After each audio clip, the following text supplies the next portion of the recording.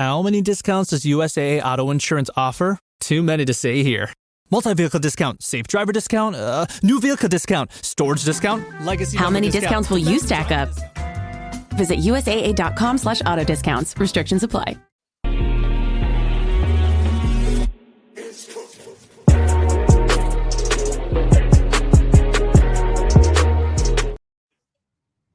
No, I was thinking it would be doing the Teddy Long dance.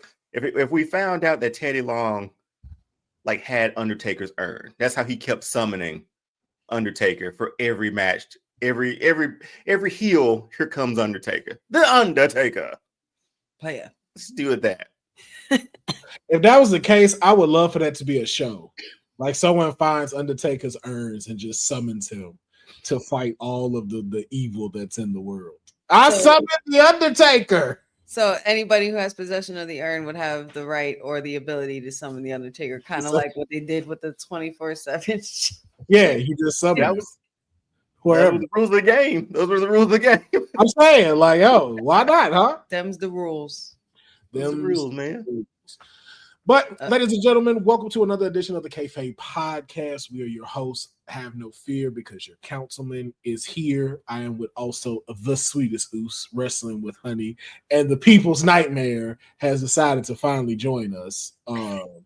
Y'all will find out why we say that in the next coming weeks. We got to film with a very special guest, so we sure did. We sure did. Can't wait for y'all to see it.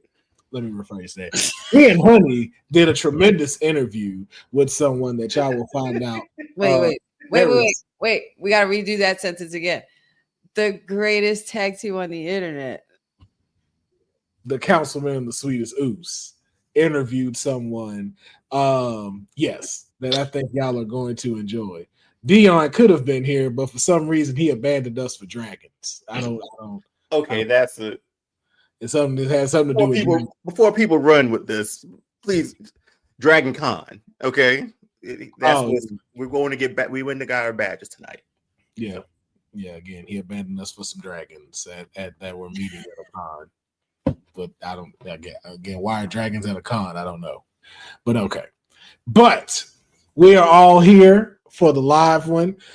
Sage D, yes, it is great to be back. It is great to be here with all of our Kayfabers. Yes, we've been gone for 2 weeks, and apparently those equal out to 200 years. So for each week was 100 years. So y'all look great. Y'all look fucking fantastic. Okay. Yeah. So, but we got a lot to talk about today because this weekend is the Clash in Paris. That's also in France. I feel like they don't express that France is also clashing. They don't mention that. They just talk about Paris. France is also doing that. But yes, we have a lot to talk about with there. Of course, we're going to be doing our predictions, but we also have some great fantasy booking that we are going to do as well. But to make sure that we kick off the Kayfabe podcast, right? We're getting back to our roots. Okay, original segments, and we trying new things. That is just to give y'all more content. Okay, so without further ado, let's start off with the SmackDown preview. All right, SmackDown is tomorrow. I don't know what time. I don't know how long because I don't trust SmackDown. But it's gonna be on tomorrow, and we have 3 matches that we're getting going to have for the home show before Clash in Paris. The WWE Women's Tag Team titles will be on the line as the champions Alexa Bliss and Charlotte Flair will be defending against the Secret Hervis, Piper Niven, and Elba Fire. Now, with Chelsea Green there and big rumors of potentially this show going on the road with Mr. Ethan Page and getting a call up to SmackDown as they continue this Canadian-driven faction, who's to say what will happen between these 2 tag teams as they go head-to-head for the women's tag team titles. We will also have more gold on the line as the United States Championship is on the line here before Clash in Paris. The challenger, Sami Zayn, not sure why, will be taking on Solo Sikoa for the United States Championship. Now, why is a Raw superstar over on SmackDown getting title opportunities when there's so many people on SmackDown that should be getting a title He opportunity. got moved there, didn't he? Didn't he get moved there a few weeks ago? Or didn't they move him there? Didn't they? I thought they were borrowing him because they were in his hometown. Oh, wow. Really? I could have sworn there was something I saw. I didn't mean to cut you off. My bad. But yeah, that's interesting. Very interesting. Very, very interesting. Yeah, for LA Knight. Oh, did they swap each other for that? It was a trade-off. Okay. Well, that's very interesting. But the title will be on the line, so we will see what will come of that. And then as well, we have a number one contenders match for the WWE Tag Team Championships between the Street Profits and Mello Don't Miz. And which tag team is going to come out on top to face the Wyatt Six for the tag team titles? Now, real quick, Deonne, I would like to get your predictions on these three matches. Just in a quick stride, who do you think is going to be taking the number one contendership? This one's odd because Miz has come back out of nowhere, and Mello's finally on screen. But we got the Street Profits who have been done dirty in the division for months now. I want to see the Street Profits win this one. Love Mello, love Miz, but I think the Street Profits and the Wyatts can put on a pretty good feud. So that's what I'm looking forward to. So I'm giving the nod to the Street Profits. Yeah, I also second that with the People's Nightmare. All right, United States Championship on the line. Who's walking out as the United States champion? I mean, it's Solo has to retain. I mean, Sammy just got to SmackDown. He's getting a title shot. I will admit, we did talk about the underdog stuff. He sort of erased a lot of that by saying, you're not dealing with an underdog anymore. You're dealing with a WrestleMania main eventer. That for me was like, okay, now we're done with that. Finally. Yes. So I give him some props on making that change. But Solo for the win here, man. Solo's needed this title, man, and he's needed a run like this so we get to know Solo. Oh yeah. Notice I didn't call him Mick Foley Jr. I was like, when I heard that, I was like, there he is. Make sure you thank Karrion Kross though for that. Make sure you say thank you, Karrion. And you were right. Just throwing that out there. And then, of course, the women's tag team titles. When the dust settles, who do you think will be walking out with the WWE tag team championships? Yeah, I think it's a retain here too. Alexa and Charlotte have been running with these titles. I like them together. I'm glad that the Secret Service and Charlotte, and Chelsea are getting in these matches too. And I think that's a clever way of bringing Ethan into the main roster as well. I like that idea of him already being established with this group. We see them on NXT. We see him maybe on SmackDown. That's a good introduction to the audience for him. But winners for this, taking Alexa and Charlotte. All right, yeah. I'm in the same boat with you, man. 3 for 3. But as you notice, I did not ask Honey hers because we are now including into the Kayfabe podcast. If you are a fan of Wrestling with Honey, we are hitting the Honey Pot predictions here on the Kayfabe podcast. So without further ado, we are going to throw it to Honey. Honey, let's get these Honey Pot predictions for this week's Friday Night Smack. Yes, you already know. You guys are going to catch me here on Friday, first of all, as well, because we will have our Honey Night SmackDown watch along, and we will be covering all of the shenanigans that's going to be going down, because that's what I believe is going to happen. Because, when you have Messy Nick Aldis running around, just creating chaos and matches on the flip and on the fly, because he knows exactly what the people want to see. Let it burn. Okay. So with the women's, we have the tag team Alexa Bliss and Charlotte Flair. I really do enjoy the ride that the Secret Service is taking us on. I'm not too sure in regards to Alexa and Charlotte losing so quickly. But the shenanigans are afoot, especially if you have Chelsea Green and Ethan Page involved. Solo and Sami Zayn, or in this case, Mick Foley Jr. I will continue to call him that because we want Cross. Anyway, Solo's going to be retaining. Shenanigans are afoot in that as well. I feel like it's going to be a kind of a disqualification kind of situation, and just Solo just retains and walks out being Solo. I want to continue that run as well. And then we have the tag team match. Yeah, Street Profits. I would have to be the other one to agree with my fellow colleagues on the panel. Street Profits need to take this. I want to see them advance. I think they will put on an awesome match going against the Wyatt Six as number one contenders. A hungry Street Profits is always something we love to see. Yeah, and that's that for Honey Pot predictions. So we will see y'all tomorrow. It will be taking place. Not sure what time, but it will be in France.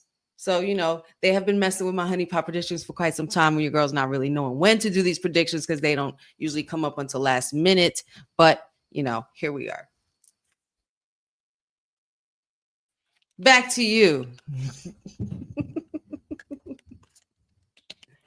That was the Honey Pot prediction. Let us know if y'all enjoy seeing that segment. We will be doing more solo segments with all of the Kayfabe podcasts. Of course, we'll be getting some Did You Know facts from Deonne coming very soon, as well for me when it will be coming up with the fan wrestling blasphemies. That's right. I have seen some old crazy ass comments y'all have left on a particular video on my socials, and we are bringing them to the show. So you can get called out with this mess, and we will be doing our first one today. Yes, straight hot seat action. But we are going to keep this thing moving, and we are jumping into Clash in Paris. We want to go ahead and knock out our predictions because, again, we have a jam-packed episode filled for y'all today. So we will be giving our predictions on this weekend's PLE. I believe it's happening Saturday, correct? Sunday. I thought it was Saturday. Hold up. I'm just assuming. Nope, it is Sunday. It is Sunday, August 31st. And we might want to enjoy this, man, because we don't know how long we got to watch these PLEs for such great prices. One more month. Did it start, or is that just like a one-off till next year? Like, God, can I at least see Survivor Series before y'all leave? No, as soon as this was done, it's ESPN full throttle after that. Yeah. Life. But, man, let's start off with this good old-fashioned Donnybrook match between Sheamus and Rusev. They have been tearing it down on Monday Night Raw. Can't be contained, giving me real Braun Strowman, Bronson Reed vibes and everything. And it got to end, and it's supposedly going to end with a Clash in Paris. Deonne, let me get your prediction. Who is walking out the winner of this good old-fashioned Donnybrook match? Man, I love both of these guys. Sheamus, it took some time for Sheamus to grow on all of us, I feel like. He got a lot early. But Rusev back, I want Rusev to win this one. I think that could reestablish him as a player on the main roster again, because he really hasn't had like a high-profile match since he's been back, to this caliber at least. So I'm pulling for Rusev in this one. I mean, we got to get to a point where we can put him back on a tank and bring him to the ring. That will be when I know like Rusev is back. I need that again. So yeah, give me. It's gonna be a hard hit match. There'll be a lot of bruises. Gonna be a lot of hard hits, hard punches. But I got Rusev taking this dub. All right, Honey, your prediction? Okay, well, I mean, this is definitely something that we have seen grow immensely. We know that there's been history between these two. Lots of it, from working together to working against each other. But, ever since Rusev's return earlier this year, they've pretty much been going at it. And I think it's definitely going to be the hardest hitting match of the night. Both of them are just brawling brutes in itself. And as far as it's really hard to pick a winner. But I might have to just keep it with Sheamus, man. Sheamus in the Donnybrook match, he's in his element. He's in his own realm. That's his style. And Rusev is down for it. Rusev isn't going to go down without a fight either. So we're pretty much just going to see who the better man really is through that match. But I'm going to go with Sheamus coming out on top of that. I'm gonna have to side with Deonne on this one, man. The Redeemer needs this right now. And I think it's really going to be like when we saw Gunther and Sheamus go at it. Like, I don't think a finisher is going to be what tops it, man. I think like whoever can deliver the final blow is going to pick up the victory. And I feel like it's either going to be Rusev doing that or Rusev making Sheamus pass out to the accolade. Like, no tap out, just straight out of there. But yeah, I feel like Rusev needs this win. He needs to be able to get himself reestablished to be one of these like big players consistently on television. So yeah, so we'll go ahead and move on to the next match. We got the man is coming back around to defend the Intercontinental title against Nikki Bella. So the question is, who walks out as the Intercontinental Champion? Honey, let me get your thought. Okay. So at first I wasn't sure where it was going to go with these two, but I was just like, okay. With the back and forth on the mic and, the way Becky has been totally eating up, and getting kind of over and heat with the crowds and other crowds as well for the last couple of weeks. It's just, that's just Becky. That's just big time Bex, pulling in to being the heel that she is. With Nikki Bella, it's just a little comeback tour for her. I don't want to just say little. I don't want it to like come off like I meant it that way, but I did not mean it that way. She's a Hall of Famer and such. So they're just giving her that 25 years of Nikki Bella? Is that why they're doing this too? Has it been that long? 20 years? Has it been that long? No, or 20 years or some 50. I don't know. There was some anniversary posted or thing that I'd seen that she has kind of been with WWE for a minute. So I mean, kudos to her. Kudos to her. It's close to 20. I think you're right.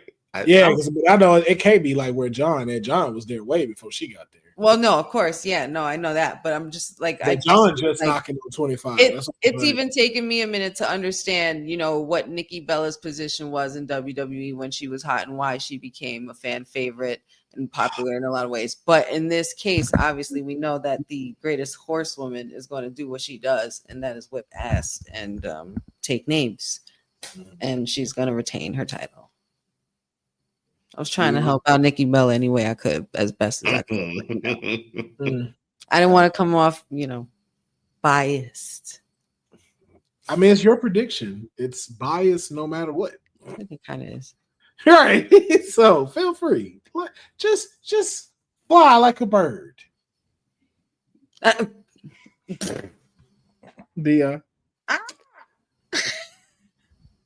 I'll co-sign everything that Honey said. Fly like a dragon. Becky's been the Becky, wing thing, so you kind of I shouldn't even told y'all. That's that Targaryen. She's just been like, I ain't coming. I'm sorry. Go ahead. Becky looks for the win. That's gonna be three cherries right there. Because thank you, MDB. 15 years. Yeah, Nikki Bella, 15 years. There we go. That sounds more right. Yeah, I'm going with Becky. I mean, the man is on fire, man. You think the heel turn might not work? Did she just come in and it's like, damn, yo, Becky showing y'all why she belong. Like, y'all can call her Becky Hogan, whatever you want, man. Like, yo, it takes a real skill to adapt and continue to know like when you need to be what. And she don't need 9 belts to do it. But don't it make more true? But don't it make more sense for her to always be heel when Seth is a heel, and vice versa? Because I mean, it makes it more, I guess, believable in that sense. Like, why would she be a good guy? Why should she be good when her husband is out here stomping people in Chelsea boots, man? You know what I mean? Like that sort of thing. Her very hot and talented husband. Do not talk about my hot husband. I don't know why this shit is love it. hilarious to me. I Every love time it. she do it, I'm like, yo, Becky is hilarious. I mean, it's working for her though, man. She can jump from heel to face seamlessly. She can eat it but I don't up, think man. but I don't think they always have to pair up because I don't want it to feel like it's necessary or needed, and I don't want it to come off like that. Like I think it just happens to be like they know when's the best time for them to do these things because we've had it sometimes where she's been a face and he was yeah. But when it does line up, you get moments like these, like don't talk about my hot husband. So does it add to it? Absolutely. But I think that they both, but more to Becky, has done a fantastic job of knowing what to be when it's needed. And so it's just like, yo, yeah, you do need a heel right now, which again, I makes for incredible work. Like again, I wish we'd have got Natty instead of Natalia, but during these matches. But yo, we know what Becky does when she has a belt. And so we start to see people grow. So I get excited for it. So as much as I know it'll be a good nostalgia act for people to see Nikki Bella back in the ring fighting for a title, the belt is better in better hands with the man. For sure. I see what you did there. All right. Then we got the tsunami, the tribal thief versus the tribal chief. Does Roman Reigns get the Shula Fala this Sunday, or does Bronson Reed hit him with over 5 tsunamis? Deonne, let's start with you. I so want Bronson Reed to win this match, man. Of course you do. Let me explain, though. Based on the vision, he's low-key in the back. If they don't use this at the PLE, if someone don't say tsunami, we dropped the ball. We dropped the ball. MDB 99, a 999. Yo, if that does not get used this Sunday, they don't follow us. They don't believe in us. Like DJ Khaled said. It writes itself right there, man. Like it prints money right there. Yes, it does. But but no, for real, I think Bronson Reed, because within the vision, he is almost at the tail end of it. Like this tribal thief and all this stuff is working for him, is helping him. But it felt like Braun was going to be pushed next, and obviously Seth is the guy. We need something for Bronson Reed, and this little rivalry has been pretty entertaining. Like it's been good. It's been better than I thought it was going to be. Yeah. And I think if Roman takes a pin here from Bronson Reed, that just helps establish him even more. It's like looking at division is like looking at evolution. Like once you saw Randy Orton, you were like, okay, that's the next guy up. But they grouped Batista with Ric Flair, but they were winning tag team championships together. Yeah. WrestleMania main events with not WrestleMania main events, but WrestleMania matches with Mick Foley and The Rock type stuff. You know what I mean? So that helped. A win from this man Petty. Again, it'll be shenanigans, right? By hook or crook. However you get the win. But I think I'm going with Bronson Reed because I would love to see him get this dub. Not many people have pinned Roman in the last 5 years. That would be big for him. Yeah. By hook or crook, either way, that's huge for him. Bronson Reed for the dub. All right. Honey? As much as I hate what you're saying, Deonne, you are right to a point. Because you also need something to kick up. You also need something to kick up a notch. This is bigger. This is bigger than just Bronson Reed and Roman Reigns. This is the beginning of the start of the build up to Roman versus Seth, because that's the one he really needs to get to. It starts with Bronson Reed. Shenanigans are definitely afoot.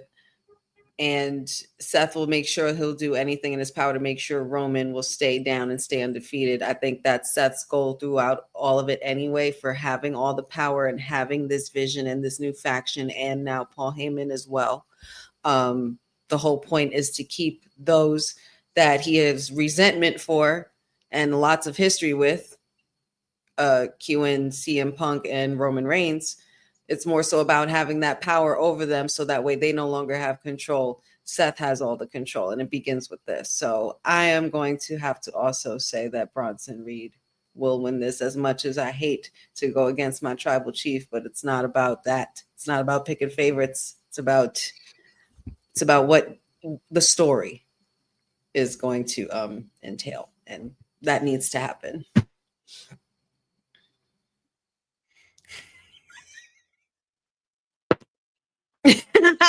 Man, honey, we'll get the tribal chief on this one. I didn't expect it.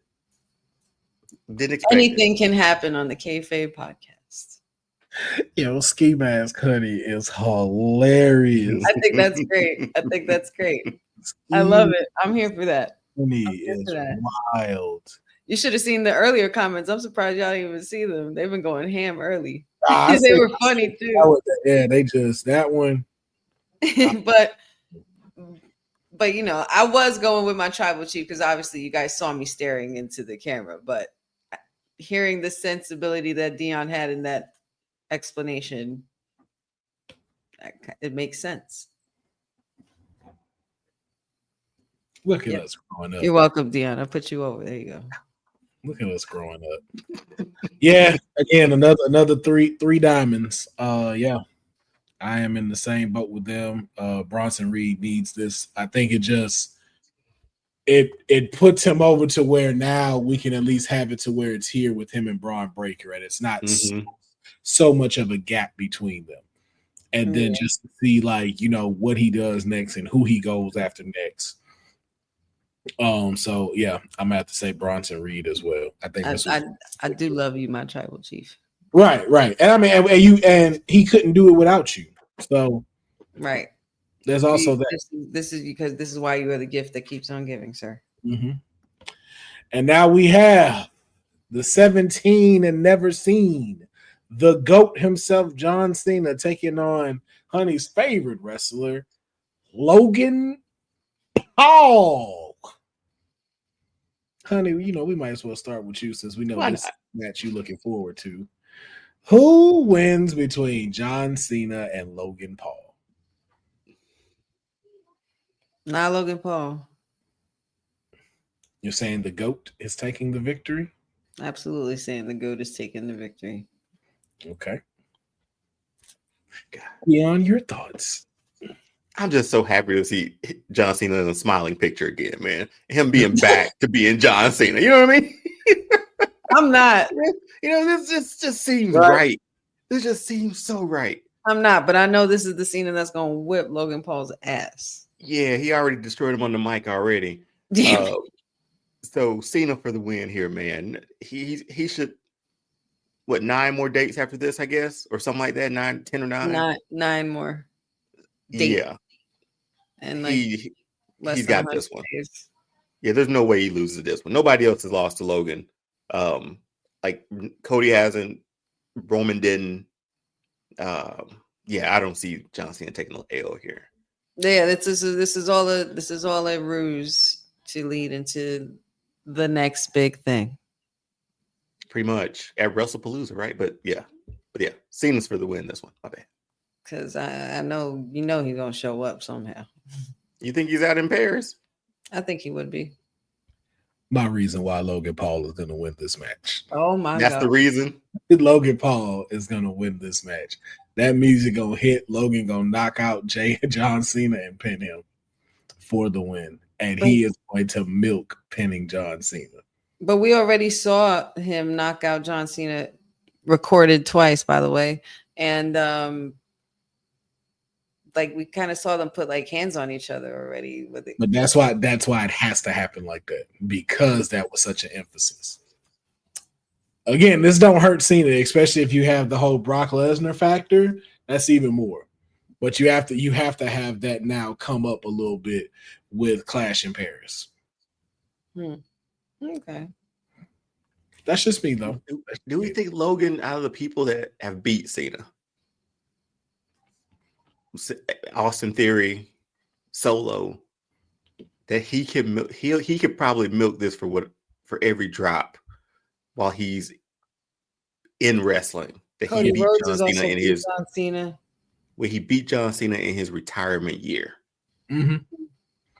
Like that's just a staple he gonna be able to take with him to like, and that's gonna resonate into dollars going over on podcasts, being put and doing special guest spots and stuff like that. Same thing like with his brother going into these fights, like that's gonna be something everyone is going to talk about. Like that's going to accumulate so much of a story that Logan Paul pinned John Cena. Or maybe we see Brock Lesnar come out, attack Cena, and then Logan Paul's thinking like, oh shoot, Brock Lesnar, thanks, you're on my team. And then we see Brock Lesnar F5 Logan Paul too. That's I take my money, like happily. I just saw all that happen in my head too, honey. Like he's happy to see him high-fiving. And Logan still went. And Logan, you know, everybody wants to see that shit. And okay. Logan lands on him. Yep, he lands right on Cena. 1, 2, 3. Either way, Logan Paul is winning this match this Sunday. I just want to see Logan Paul get at 5. That's all I want to see. Hey, you know, if it happens, we know why. And then the main event, I guess, fatal 4-way for the World Heavyweight Championship. Seth Rollins, L.A. Knight, CM Punk, and the Yeet Master himself, Jey Uso. When the smoke is cleared, who is walking out as the World Heavyweight Champion? Seth retains this one. I don't. Oh no, it just doesn't feel like a title change yet, especially after the theatrics of him cashing in. I don't think he loses it here. Mm-hmm. So I'm gonna pick Seth. It's an interesting match though. LA Knight finally in the title picture. CM Punk's back, still in it, obviously, and getting Jay back in there too. Good match for a good card, especially for a clash in pair. So, but I don't think, man, it's too early for Seth to drop this title. Okay, honey. These are a very good group of particular top guys, and regardless, there's a lot of star power in it. It's going to be a great match. It's going to be a lot of back and forth. It's going to be a lot of mixture of, working with somebody and then turning on them real quickly. You know what I mean? And there's been that back and forth, which I've really been enjoying between LA Knight and CM Punk very much. And then also with Jey Uso being involved there as well. But we all know that, the visionary, the revolutionary will always triumph. He's got the numbers. He's got title. He's got Paul Heyman, and he's going to continue to gain control. Yeah, I got to go with Seth on this one. With the same reason Cindy said in the comments, just shenanigans. The three of them are going to get distracted, and the one great thing that Seth has is that stomp, and he can like curb stomp them out of nowhere. Man, so all he has to do is have this much space and opportunity, and I think that's what's the factor that's going to get him to retain. And if he hates you, might do 2 feet. Remember, that was still the dirtiest thing. And the way he stomps Roman and CM Punk is with like the utmost hatred. It's the best. I'd be low-key scared though with him doing that to me, because it's like, man, listen, the way you coming down look like you finna really drive my head, yet you figure out how to slow it down. Just like he jumps high like the way Finn Balor does when he knows he's about to come down on that coup de grace, like heavy. That man knees be at his nose, right? Like damn.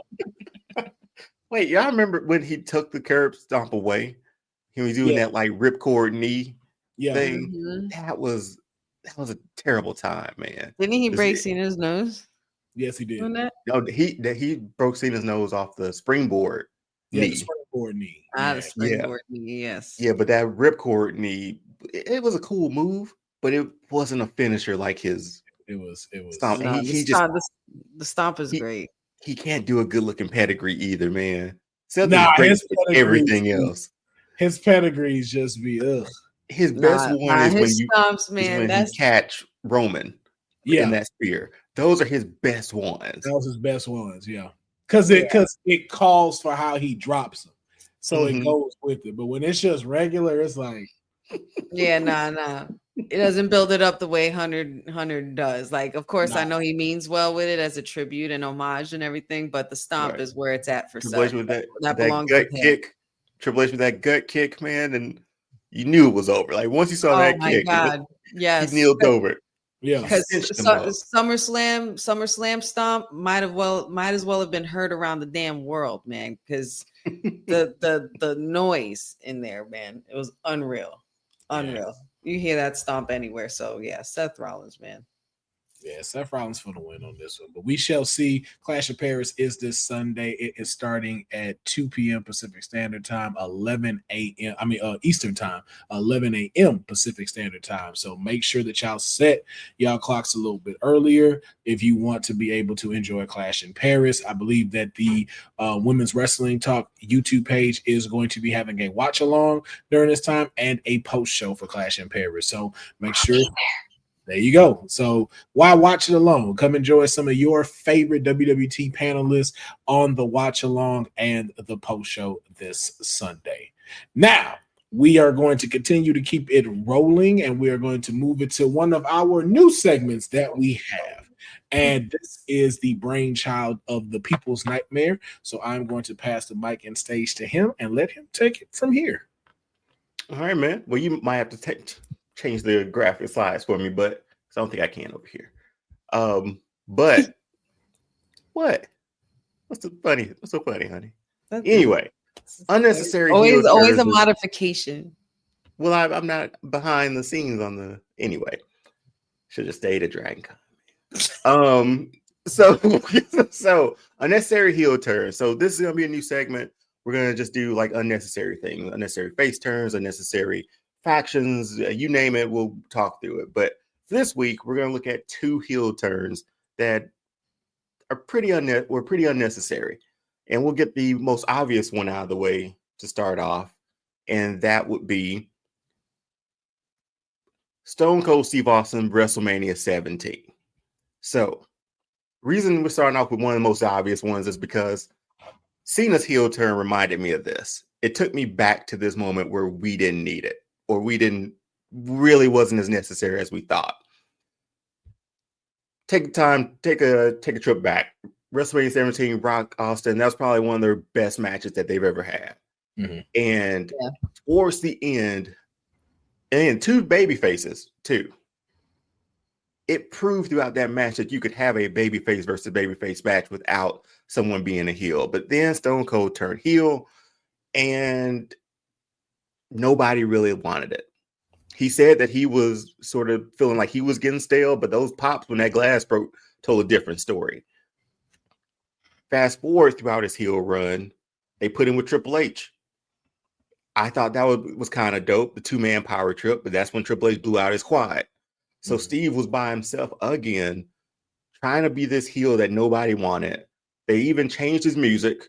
So the glass still broke, but it was some stupid other music after it. Hey man, I enjoyed that remix song. Not that one. That song wasn't bad. No. Was that the forcible entry one? Yes, that was that one. But after that one, they changed I erased that from my head. I know which one. They changed it. They changed it again, just so you're not familiar with it. And he went on this bionic redneck sort of a thing, which was a dope name at the end of it, though. It was a cool name. But it was just one of the things where, like, when this happened to me, I was like, man, the Attitude Era might be over, because he was that flag bearer for it. And to see him shake hands with Vince, the devil himself, totally unnecessary. Honey, Will. Honey, you're first. Or Will, it sounded like you were going first. Your thoughts on Stone Cold's heel turn, WrestleMania 17? I agree. The most unnecessary heel turn to ever happen. Even Stone Cold himself said his biggest regret in his entire wrestling career was this. Like he wished, like when that happened, he'd have just hit Vince with a stunner because he just felt like everything started to turn downward after that, and it did. It did. It because it was one of those like, this is not what we need of you right now. And then we had plenty of heels there at the time of this. And it was like, yo, you're not necessarily needed. Like, you're needed to be on the face side. We need someone to cheer.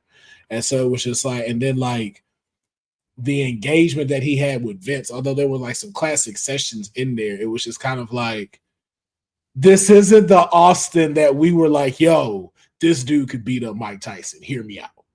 He became more of a little comedic act along with Kurt Angle. We got some really good stuff from that.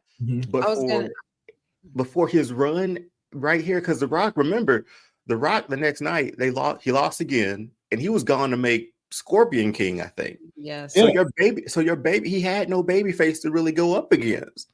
Yeah. If The Rock may have stuck around, sure, this could have worked a little better because it would have been two sides of the coin. It would have switched places pretty much from like past years.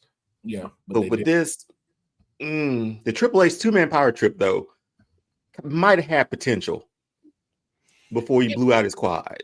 It did. It was just that was a fun time, honestly. It was an interesting, fun time. But did you really want to boost Stone Cold, though? All right. Well, at the end of the day, I don't think it was, with Stone Cold, it was different. I mean, at that point, I mean, I'm not sure I could speak for everybody, but I feel like WWE's direction was that they felt Austin characters was a little stale, and he already beat all like the top players and stuff like that. So like, what else is something that we could do that he hadn't done? I think it's just more so about that we hate how it happened and the fact that this picture exists. I think that's what he really, really can't stand about the heel turn as well. And I mean, I think that's mostly what feels like it makes it unnecessary, but without this heel turn, there wouldn't have been those interesting and fun comedic moments. We wouldn't have gotten to see a different side of the Rattlesnake as well in regards to how he worked backstage with, almost popping the Undertaker backstage, working with Kurt Angle, the whole cowboy hat segment and singing, like the special nobody's mentions it here in the comments, but it's just like, there are some little gems that we did get from Stone Cold with this heel turn. So I understand why everybody says it's completely unnecessary. I don't think it's completely unnecessary. I just think how it was done, and he didn't have to do this to turn heel. You know what I mean? And it's Stone Cold. He could play the crowd however he wanted to. So I wouldn't say it's an unnecessary heel turn. But we were at a point with Stone Cold, he could do anything, and we cheered him. Like, this man could push the old lady down in a wheelchair and people will pop for him. Like, that's how over he was at that time. Like, and then you sort of compare his years before this to his years after this. That initial Stone Cold run, man, like, is unheard of. It's unmatched. Like, he saved a company. He and Rock and Triple H, all that whole crew, but he was the flag bearer to save the company. And they're in stadiums for 17. Yeah, they were they were in Houston. So, yeah. And I think it was more so it was more arena to WrestleMania and then stadiums. Yeah, it's just more shock, I know. But the thing is, it's like there's shock and there's things that just like, yo, we didn't want this to happen. Like, out of all the things of, okay, like you're gonna go heel. Okay, cool. You're gonna go heel. We get it. Well, Steve had a hand in it too. Yeah, but it's like he wanted to show a different side of his character as well. So it was a collective effort. Yeah, but it was like, yo, dude, you can't. Not him though. Not him. Anybody but him. Anybody. Exactly. It was like anybody but him. And it's like, yo, you went with him? And that's what just made people just really feel a type of way about it, to where it was just like, yo, like, nah, this ain't it. This is not it. I can't, I don't like what I can't unhear JR after this match. Yeah, Damn you, Austin! That son of a bitch! Damn you, Austin! Damn you to hell, Austin. That's how I remember coming out of that match or after watching it. And I'm like, man, Rock lost, had a hell of a run as being the top guy. Mm-hmm. And Austin's back after his injuries. He's building up again. Like it was some good times to be had, man. But Rock went and made his movie. And it put nobody as a good baby face to run against Steve. Unfortunately, too, they didn't look ahead a little bit because we were like, hey, we gotta get in with Triple H. Who's the most hated man in the company? Triple H. All the stuff they've done to each other, let's put them together. Yeah. And if we're fantasy booking that, I think that would have been pretty dope to see because that 2-man power struggle would have become a 1-man power struggle between the two of them. They would have imploded eventually. So that could have been his heel turn, well, his face turn, right? Back to where he should have been. But I don't know. I thought this was pretty cool. This was one of the most obvious heel turns that is often discussed. So I thought that we just get out the obvious one in the first one. No, I thought that was there. But I do have one more. And this is the one that really, really just grinds my gears every time I think about it. So I wonder why. It really does, because to me, it never made any sense. So my next one, heel turn, was Macho Man joining the NWO as Super Brawl 7. Oh, well, that explains a lot. So this man was essentially the inciting incident for the NWO. Like, he took those leg drops at Bash at the Beach. He was the essentially sacrificial lamb for Hogan's heel turn and the NWO to start. Yep. But Super Brawl 7, February 1997, he and Sting before this were dressed in black and white. This was early Crow Sting. And it looked like Sting was building his army to go against the NWO. And I was like, this is going to be pretty dope. He's got Macho Man, the guy who took the first bullet, essentially. Mm-hmm. It's going to be great. Then we fast forward. And Macho Man helps Piper win. Hogan beat Piper. And the next night, he joins the NWO. That's a hell of a statement you just said. Made no sense to me that the guy who took the bullet is now within the group. This is how I felt back then. This is how I feel now. This never made any sense to me. I don't know why you wanted to add Macho Man to the NWO when he seemed like he was on WCW side the entire time. So this one really grinds my gears because I don't understand it fully. Honey, your thoughts on Macho Man's joining the NWO? I think more so it's definitely a unnecessary heel turn for me, not only for what you just stated in regards to him being the quote unquote sacrificial lamb for the heel turn that we know to be leg drop heard around the world. I think in this regard, I would definitely have to agree, only because I barely remember how it happened. And I wasn't sure even why Macho Man was joined with them in the first place. Yeah. So, and this was when it started getting a little out of hand with the NWO thing to me, because then after that, everybody wanted to join in. It started kicking off that whole thing and stuff like that. So I felt like the NWO belonged with just the three, because that was that. But with Macho Man, even with the storyline itself, it didn't make sense. So I definitely agree with that. Will, I'm gonna be honest. I don't even remember when this happened. That's what I mean. I was watching WCW, and then all of a sudden he was in there. Yeah, that's how I felt. Yeah. I don't remember, because again, too, this is around the time where, like, I wasn't privy to be able to see all the PLEs. So, pay-per-views and stuff. So, like, you kind of had to come back and then they replay a few things of what happened for you to let you know this. I didn't see none of that. I just happened to be, they all came out and I was like, is that Macho Man? It makes no sense, right? Like, when this happened, because the only thing I saw was him getting a shirt or something like that. I want to say like Eric Bischoff gave him his shirt and stuff, but I don't even like. I may be just making that up in my head. Yeah, I don't even. It was the night before. I didn't go back and watch it. I just remembered it was that Super Brawl because he handed Hogan some brass knuckles, and I was like, man, this is it was like Sage D, man, this is stupid. And this was one of those like I don't. Why are we here? Like then that was just like okay.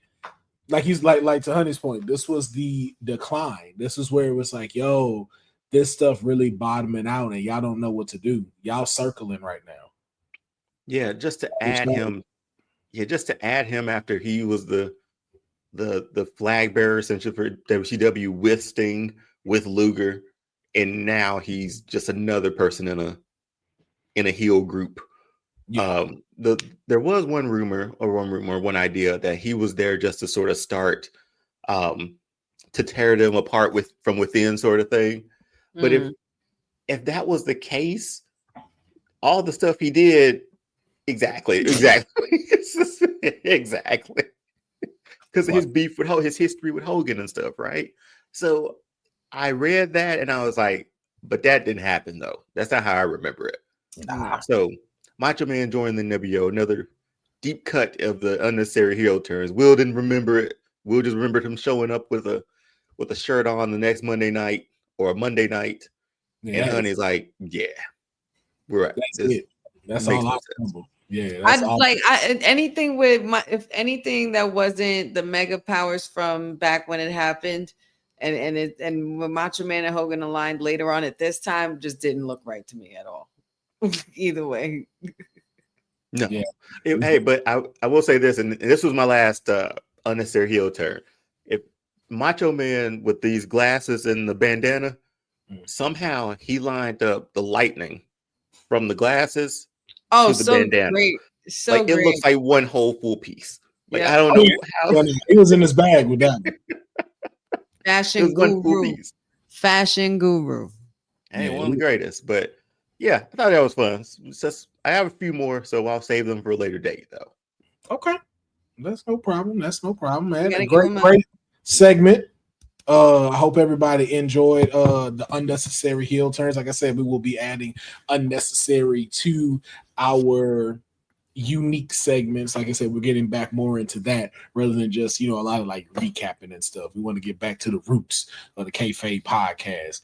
And speaking of another thing we're doing, we're now getting into wrestling blasphemies. Okay. Like I said, there's a post that I put up where there have been a lot of comments that have been given. I need to screenshot them just in case, something happened with this video. But we have had a lot of statements come up due to this video, and it's really just saying give your opinion that would just cause a wrestling person to just crash out, like something to trigger them.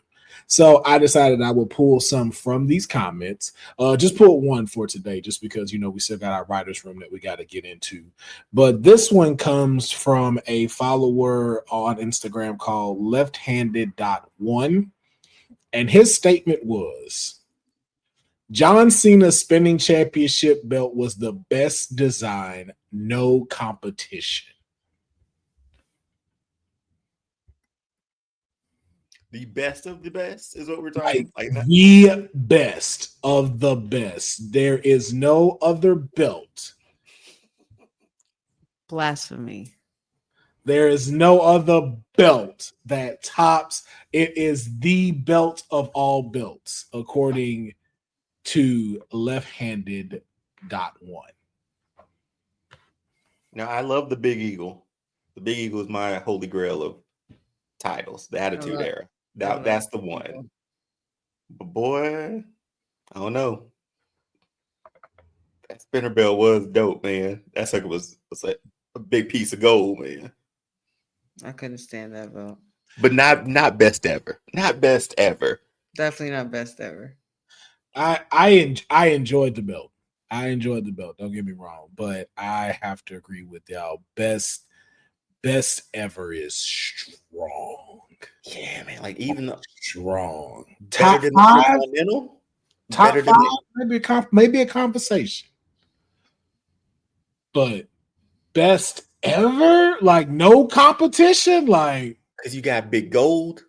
Right. Big old That big undisputed title was fire too.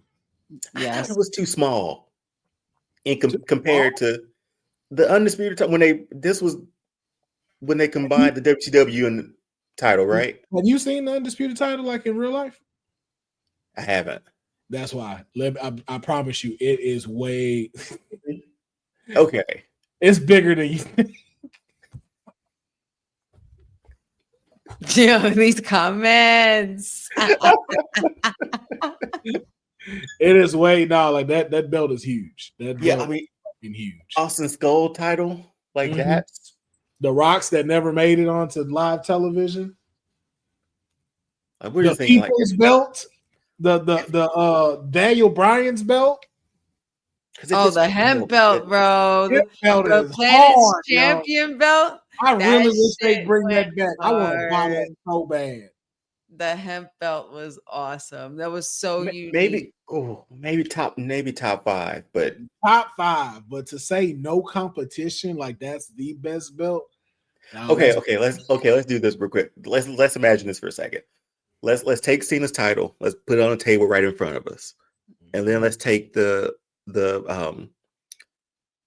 eagle, not the big eagle title, but the winged eagle title. Put it right beside it, and look at both of them. Which one would you grab first? John Cena's winged eagle. Really? Yes. I'm grabbing. I'm getting the Cena title too. Getting the Cena title. Like if they're both in front of me like that. That motherfucker hard. I ain't gonna lie. Like No, between the two, very like it's prestigious. I would look at it, but if you're telling me which one I'm finna pick up and put on, like, yo, Cena's.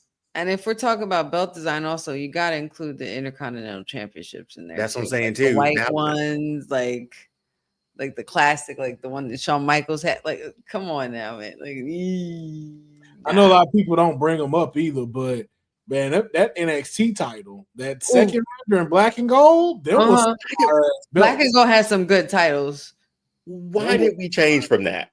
Because that title still trumps the one that Oba has right now. Yeah, you can't tell that it's really gold.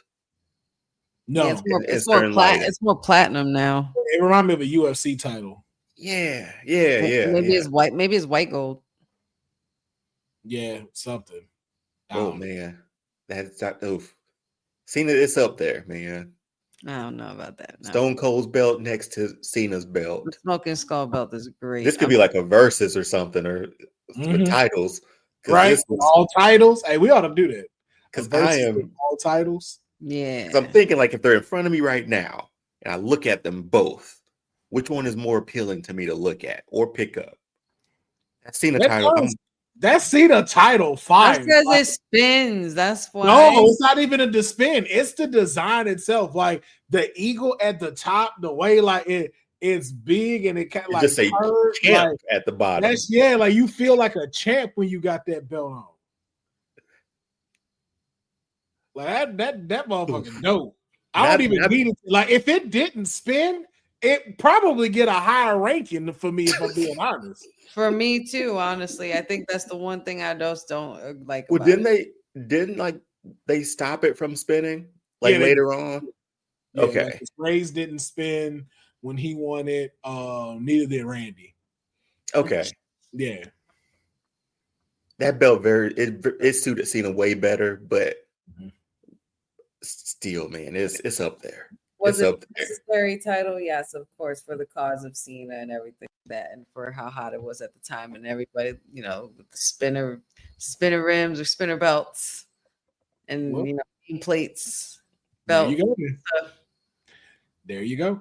Well, that was our blasphemous statement for this episode. We'll probably do some where we have a few more that'll come on and everything. But again, we just wanted to, start testing the waters with some new things for y'all to be able to see, get involved with, and talk about. So, hope y'all enjoyed the fan wrestle blasphemy. I'll try to post some more videos where it's like, hey, drop your blasphemous statements. So your blasphemous statement could potentially end up on the show. But we're going to go ahead and move into our final segment Our main event. Our main event is Kayfabe Unreal. Dum dum dum. Dumb, dumb, dumb. Oh man, wait. What happened?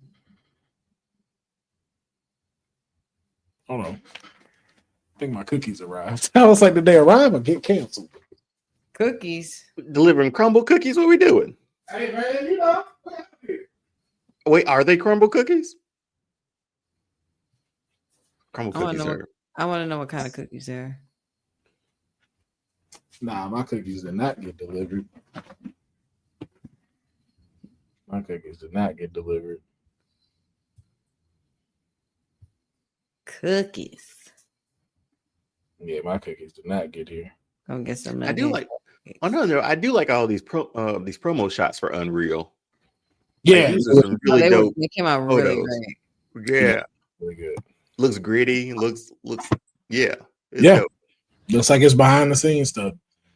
But yeah, it's supposed to be insomnia cookies. I guess maybe they're on stairs or something. But anyway, we'll finish those first. I should have ordered these later. I didn't think they'd get here this fast. But yeah, we're going Clash in Paris. All right, it's the writer's room, ladies and gentlemen. So if you know the writer's room, this is where we all sit in a band together and come up with things, and you are also involved. So on today's Kayfabe Unreal Writer's Room, we are creating our own Clash in Paris PLE. How would we make Clash in Paris? And what would we book? So I'm going to sit at the head of the table.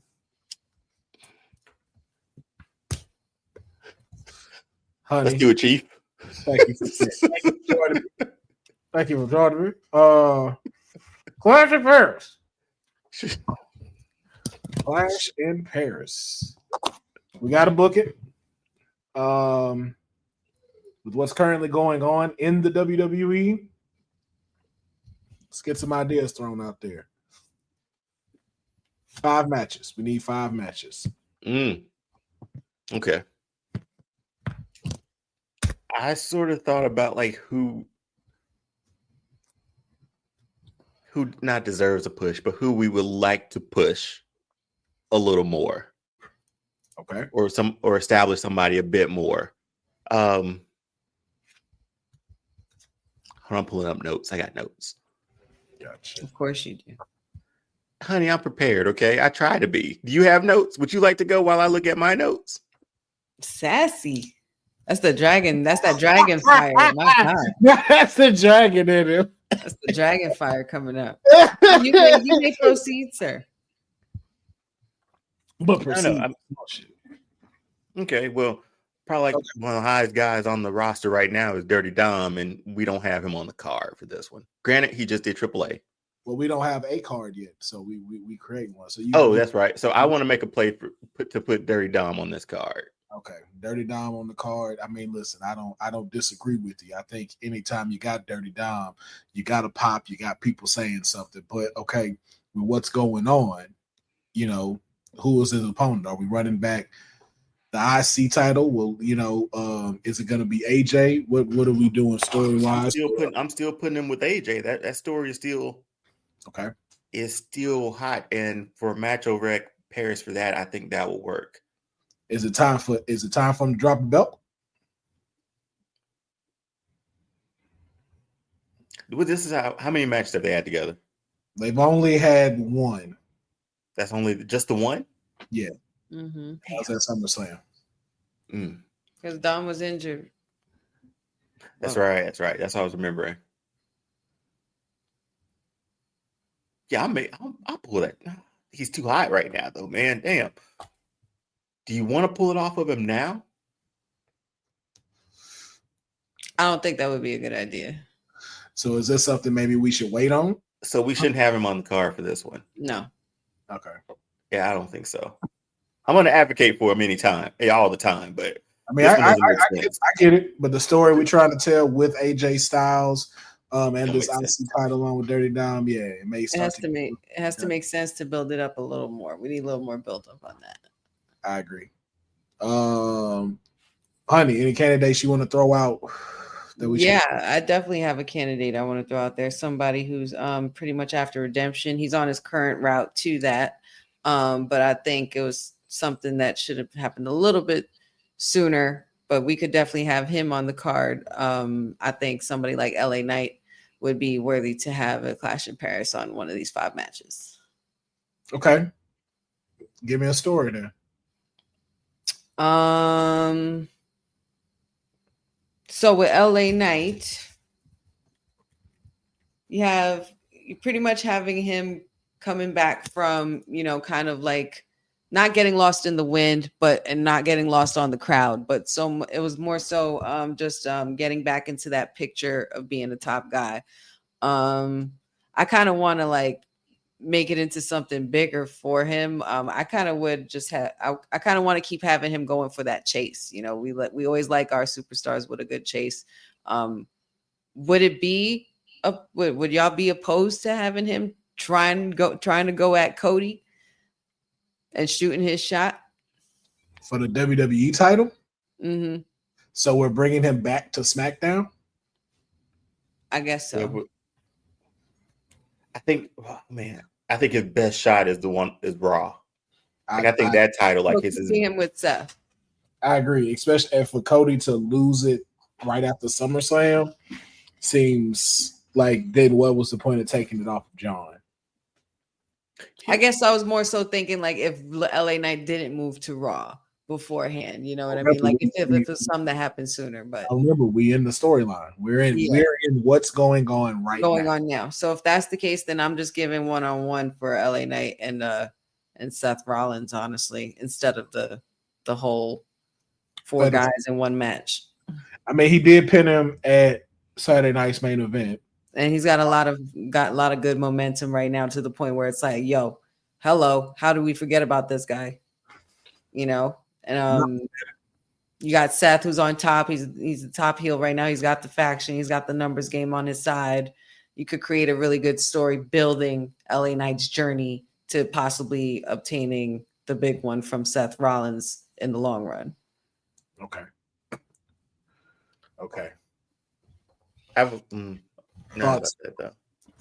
No, I was just thinking,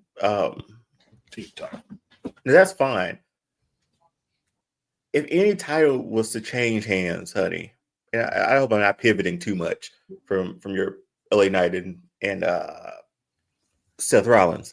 Mm-hmm. But what title could we see changing hands?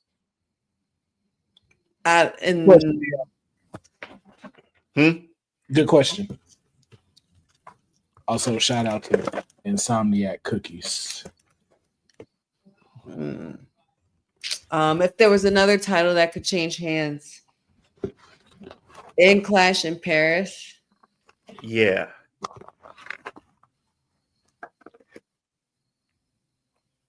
I mean, I would have to say in a way that obviously would have to make sense, the United States Championship. Off of Solo? So Solo. But like I said, it would have to make complete sense to the point where it's like this is a part of the journey of Solo still. Okay, so make it make sense, please.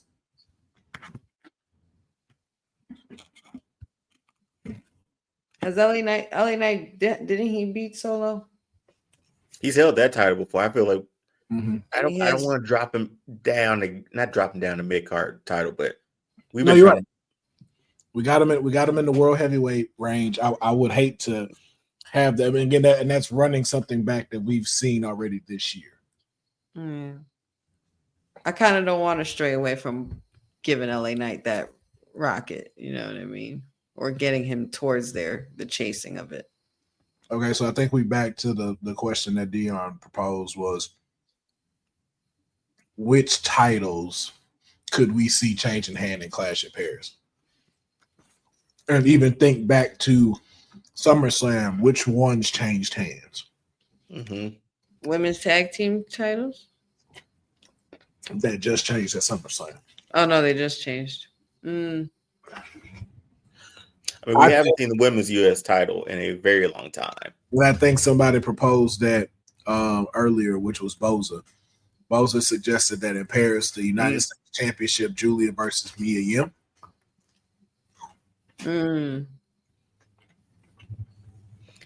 Okay. We start with that title.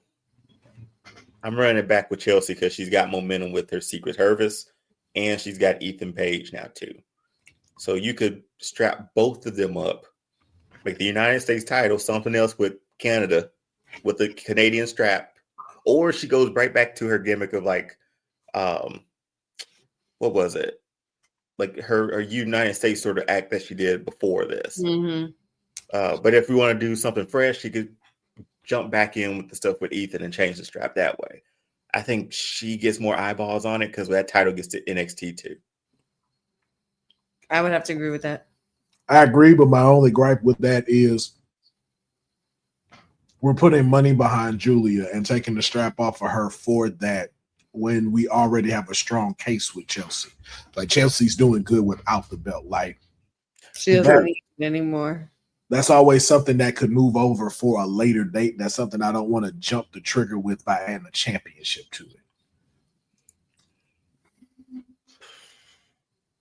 But I like the Julia putting on her title.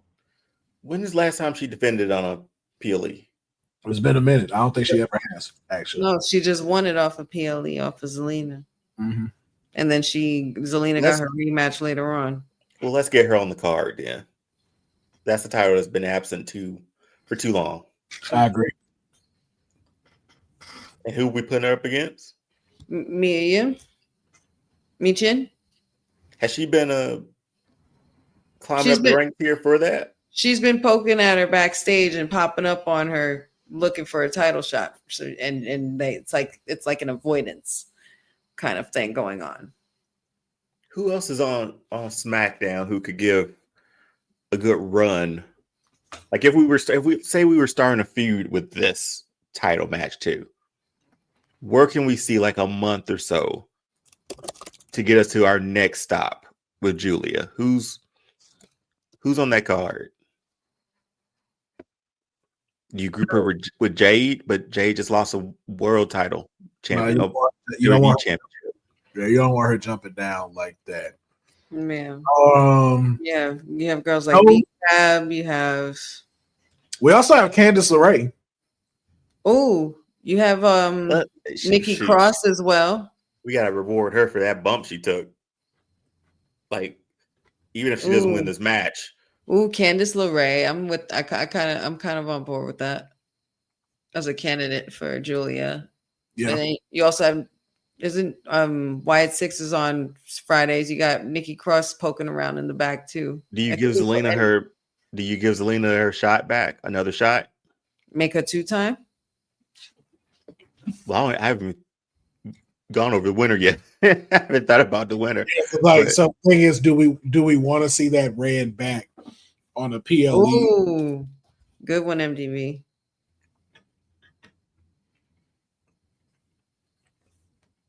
Is that Ivy? I think on Raw, isn't she?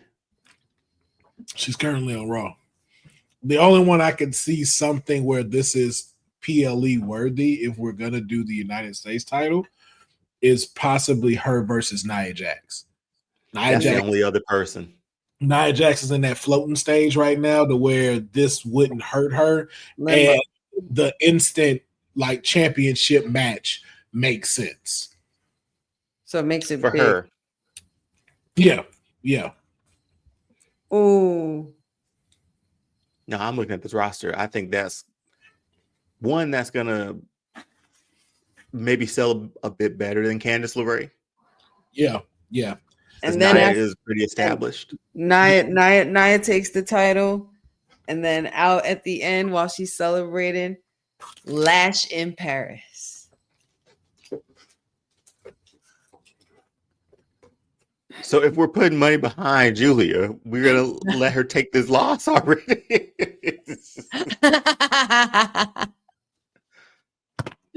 But I'm with Julia versus Nia Jax though. I do like that. Yeah, I'm down for that one too. It would be Julia's biggest obstacle to date. And it would be a huge, I think,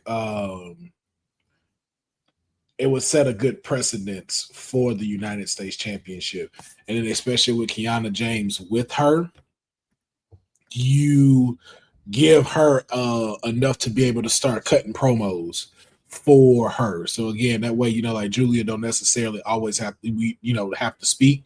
Kiana James can be able to say like, hey, she beat Nia Jax, a former world champion. Right. And that gives that belt a little bit more prestige for people to want to come out with.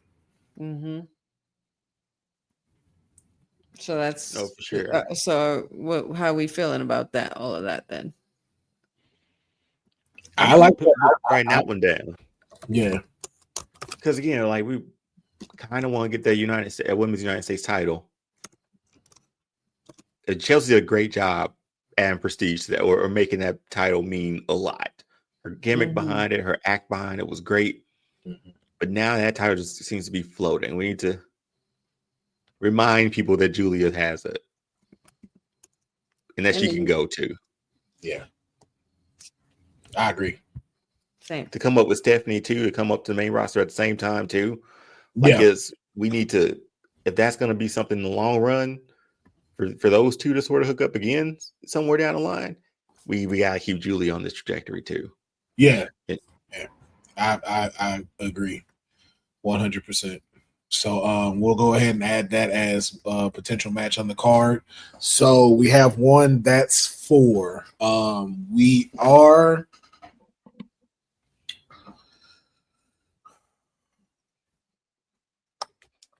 Is there another title? Or is it necessary? I think we at least need 2 titles. So either is Cody defending the WWE Championship or is Seth defending the World Championship? Well, if we're going with storyline, Cody's filming a movie, isn't he? I mean, but Cody was just here and got dove through a table by Drew McIntyre. That too. Got his head knocked off. Knocked his block off. But did that put him out? Like, did that give us a thing to put him out so we can film that movie? He hasn't been a back little write-off. I hadn't seen him. Okay. I think, granted, Cena and Cody were great for WrestleMania. That title was the be-all, end-all. But I think the more story there's more story behind the world title than the WWE title at the moment. Mm-hmm. Because you got about 4. You got more people after that one. Right. You got Punk. You got Gunther still there. Jay's back in the fold. LA Knight's in the fold. Okay. So for Clash,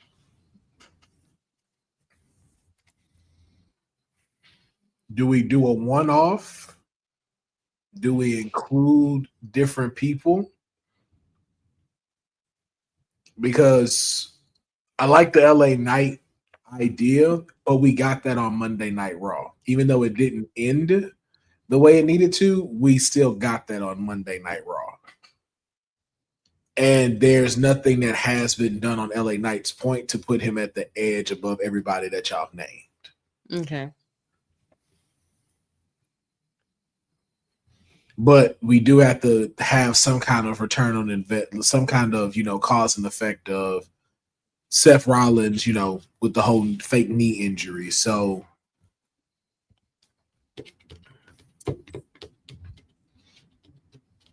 if we needed that title to be on the line,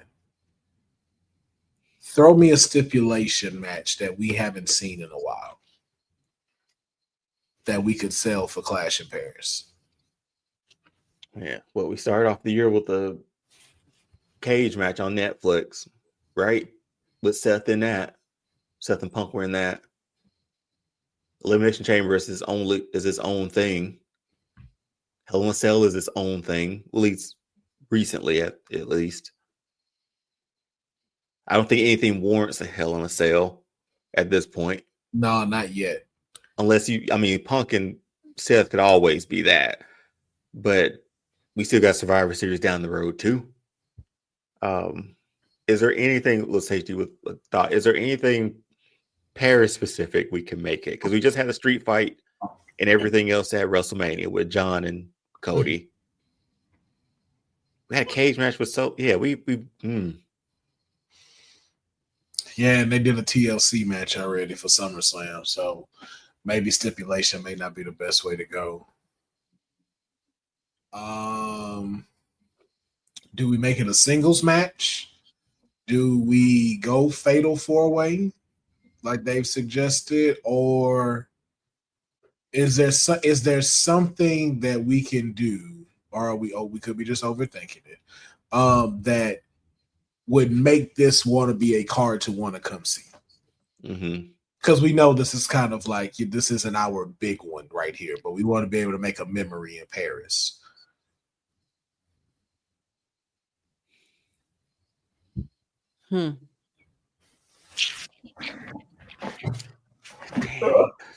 That involves Rollins in this title. Yeah. Hey, what's going to sell tickets? What's going to put butts in seats for a world title match?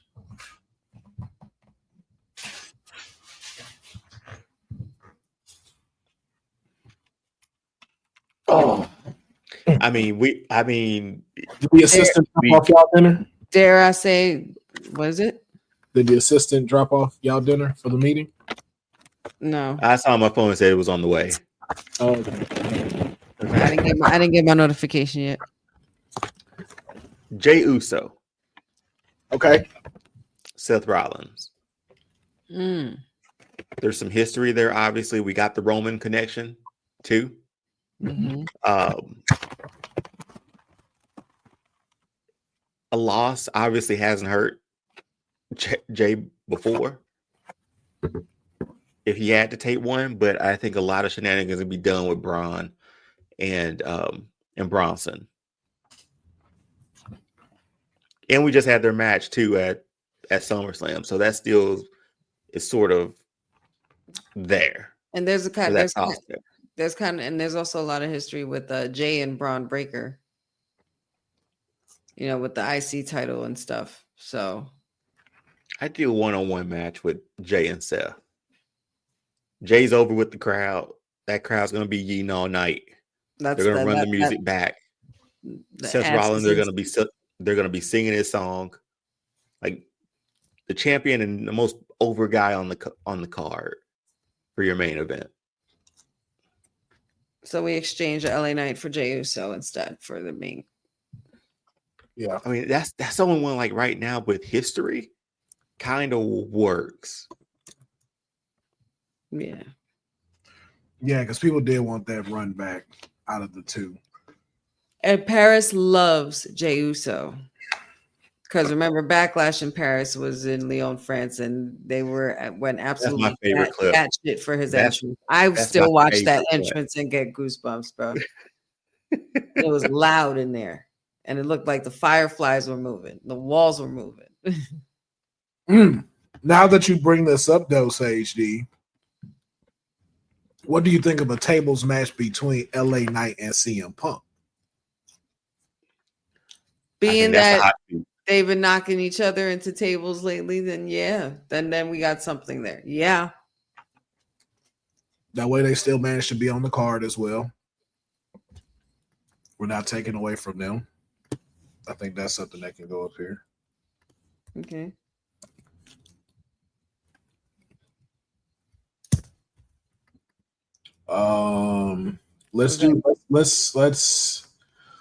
Let's give some love to the tag division. Men's, women's. Depends. Which one is telling the hottest story right now? I mean, the Judgment Day are always at the top of my list. I know the Wyatt Six have the titles, but Judgment Day have been killing it. But do we have to look at this objectively with Raw and SmackDown? Like, I know there's only 5 matches, right? But we can't do them equally. Yeah, so it only doesn't really 5 matter. matches. And we have a SmackDown title on. We have a Raw title. We have another Raw match with Punk and LA Knight. And then that'll be a Raw tag titles match if we use Judgment Day. So who would the Judgment Day take on?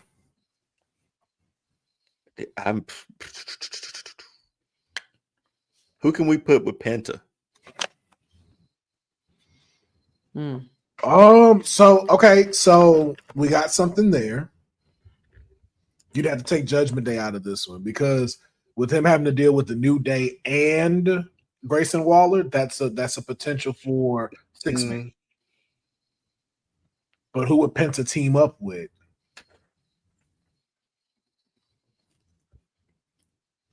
If only, well, I wish they didn't put him in a SmackDown in a tag team with Andrade, but this only would have been fitting to have his brother Ray Phoenix join him. I think Paris would kind of go crazy for that. I don't want to waste that at Clash at Paris though. Sage D suggests Grande Americano. He'd be more Judgment Day. Duh. Mr. Iguana. And what's the one with the tongue thing? Psycho Clown. Yeah, was that? Yeah. So we're melding in AAA with this too. I mean, Why not? I'm with that. So Penta and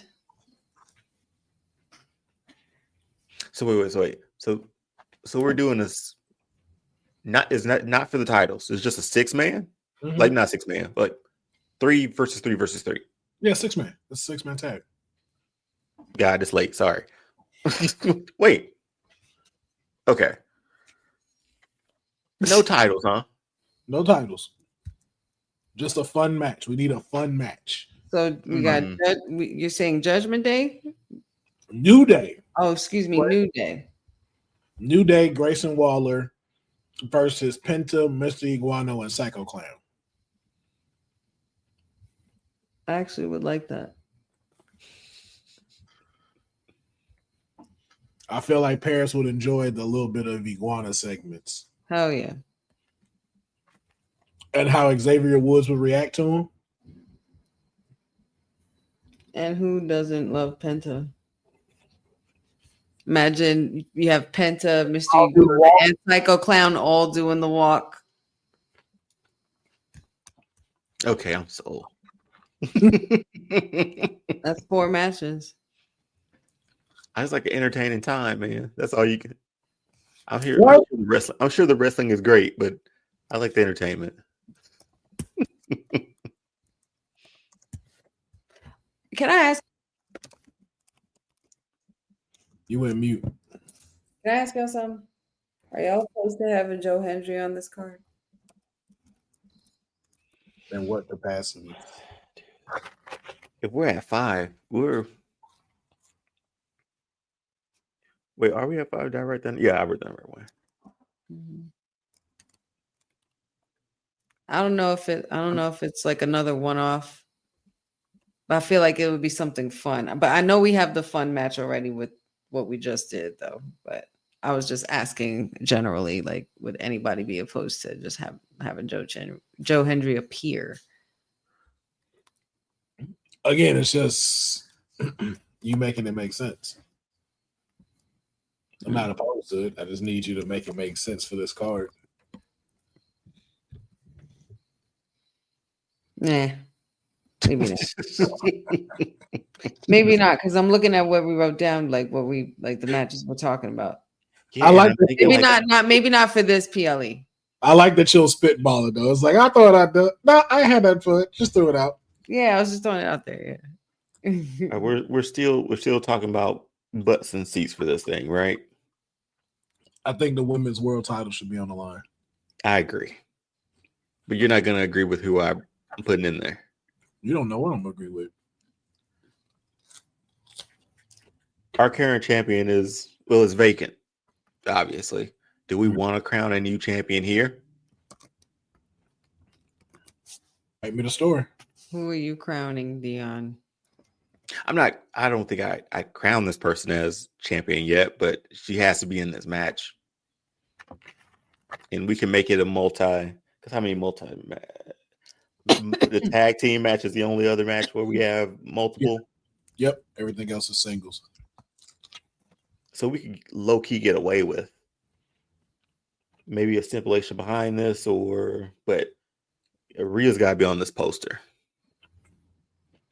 Not saying she's got to win it, just saying she has to be on this poster. Well, remember, we got her in Perth, so we got a lot of that stuff going over there for her with the Elimination Chamber.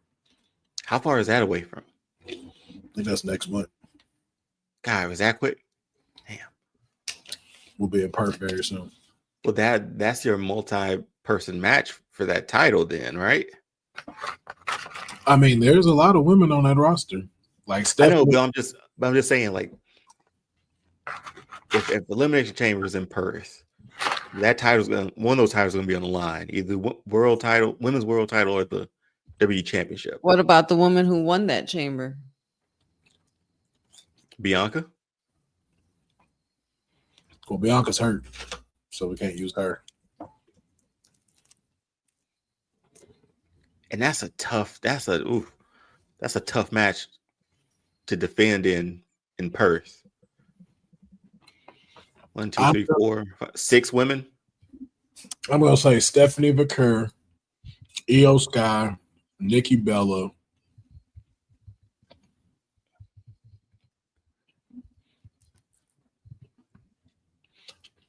Asuka.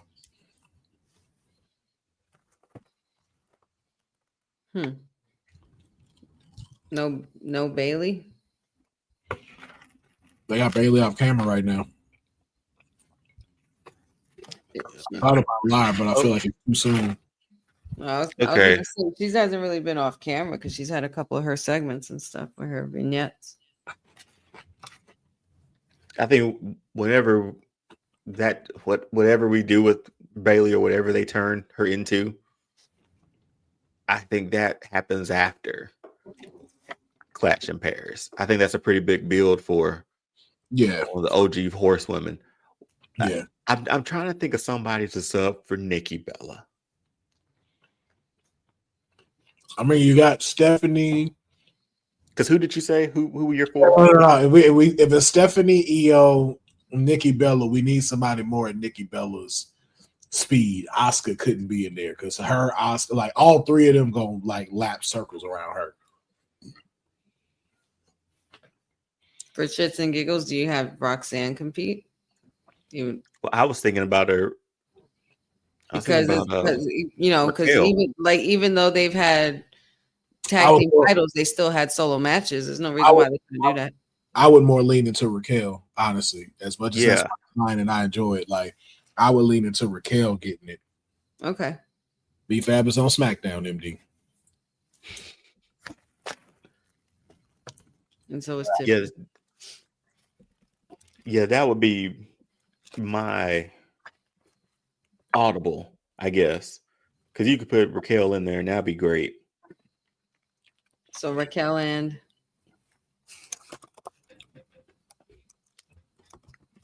so we said Stephanie, Io, Raquel, and who else? Nikki Bella. Oh, we're still keeping Nikki in. Yeah. Do we need her in there though? Yeah, it sells tickets. I get it. I get that.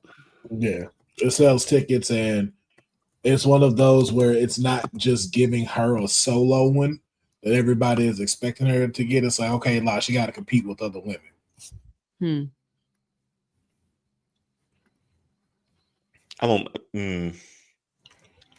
I'm still not liking Nikki Bella in there. I kind of don't either. Like I'll easily switch her with Rhea, even though we do have Perth. We're still talking about butts and seats and selling tickets, selling merch, appearances. Nikki Bella does that. You know that. Not to the degree of what. Not as much as Rhea. But that's why they pushing it for Perth like that. We can have both. So why can't she go in as champ or possibly, potentially. But this just. What about Natty? Natty, yes. Natalia, no. And you know we're not going to do the Natalia thing, the Natty thing. I mean, this is now. This is where we do have that say so in the creative way. I'm bringing that. As long as it's that Natty, I'm bringing her in, as opposed to Nikki Bella. We saw Natty at Triple Mania. A lot of people watched it. I don't know how many. We haven't done anything WWE TV with the character of Natty. Exactly. That's true. I feel like we just can't throw Natty into this match and explain everything.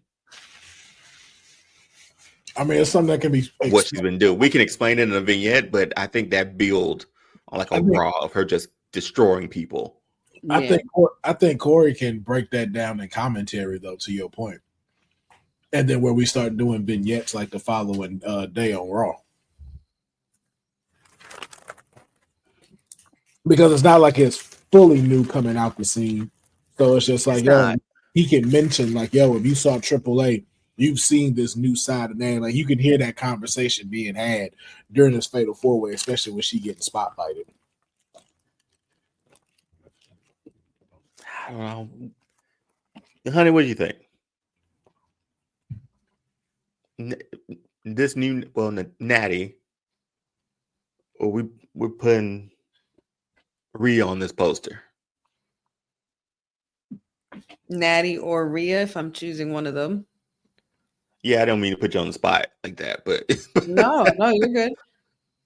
I mean, realistically, if I'm picking them and you're trying to create a big show in Paris and you're bringing people in, there has to be Mommy. Mommy's the bigger draw out of the two choices. But every aspect of it. But out of everything we have booked, and then the way that they are pushing creative to move into a different realm of people. You know what I'm saying? Like Rhea's the easy one. But give me one that we know is deserving to be in here that can still round out these other three before we just select Rhea. I think she's had run-ins with all of them have crossed paths since Stephanie's been here, and even before. I think there's a lot of history there, especially Raquel and Rhea. I think there could be something there after Clash in Paris. I know we've done some stuff with them before NXT and before a few months ago, right? Yeah, and that didn't go over well. Understandable with that one, but I still got her as just a draw.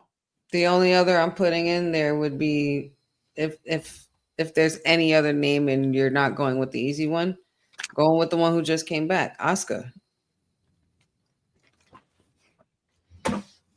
And then you have a whole story unfolding under Raquel's eyes because she's just too oblivious to realize that, there's history with Io Sky, and then you have Stephanie Vaquer, a face-off with Asuka and Stephanie Vaquer. It was pretty juicy to me, honestly, mid-match. So, and then Io Sky and Asuka have been kind of going back and forth a little bit with difference of opinions and how Io Sky's been handling things and her match wins and everything like that. So, that's the only other name I'm putting in there. Here's the thing, too. We're crowning a champion out of this, too, because the title's vacant. Yeah.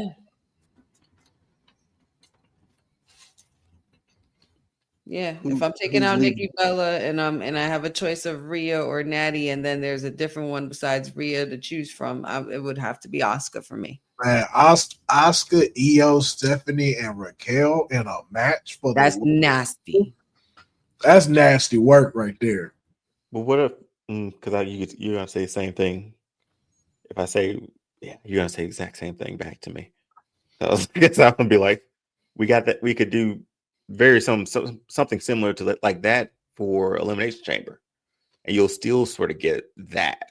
Well, apparently it's not Elimination Chamber. It's Crown Jewel. I was mistaken. Oh, it is? Yeah. Weren't they over there one year for for Elimination Chamber? Okay, Yeah. that's what I guess that's what I was thinking too. I think that's the one where Tiffany really thrived, and they were calling out Tiffy John. Before she Oh, even that was the came out. one. Mm-hmm. Okay. So it's just a crown jewel match. Another Elseworld match for us.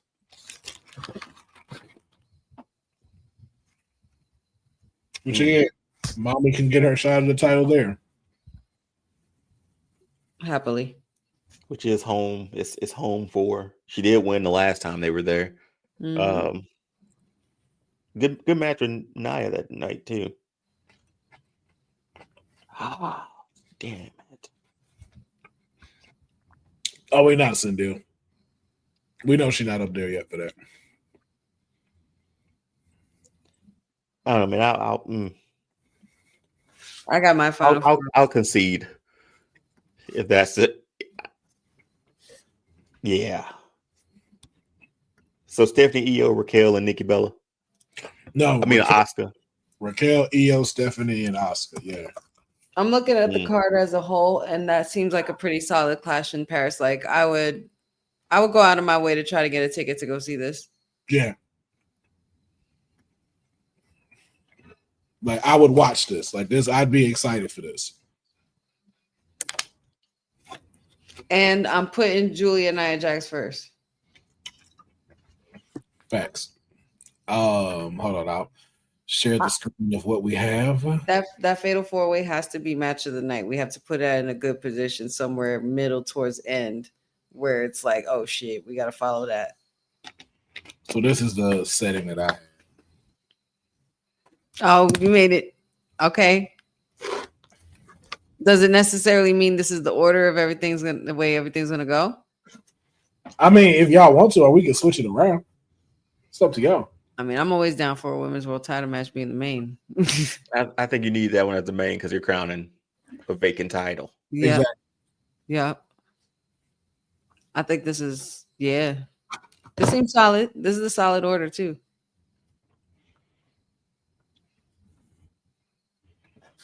Yeah. What's wrong, Deonne? What is it? What? He critiquing in his head. Yo, you can see like, it. In his head, you can see he's like, hated it. I just don't see why we can't get Rhea, man. We always get Rhea, man. Always. That's why I'm like, yo. We always get Rhea. If I'm buying a ticket in Paris, man, and she is one of the top stars, like I'm gonna be like, man, because yeah, but I'm thinking I know we want Julia and Nia for the first one. Probably rightfully so. Ladies opening and closing, that's pretty lit. Mm-hmm. It is. Because they'll tell I'm also thinking about like how can we get the crowd on their feet to start the match off? And there's only one man who's gonna electrify that crowd as soon as the music hits. But that's a world heavyweight title match to start the night. Not saying it's never been done before. Roman did it at Rumble with Seth. Like, so it's been done before. Yeah. But Jay in that making a hot going. Say again? You talking about to get the crowd going? Yeah. I wouldn't do that one. I would do LA Knight and CM Punk if you want that. Because like you just said, that's a world title match. If Perfect. You would have them open up. That's a good switch. LA. That's a good switch. That's a good switch. Okay, so tables match first then? I'd open with that because they opened with the Hell in a Cell for Bad Blood with Punk and or Drew. even CM Punk's music hits first too, to have CM Punk be the opener and the first act to come out. You do either one of those. Either way, you got to win with the crowd. Yeah. I mean, you need that place is great too. So that's a hot. Yeah.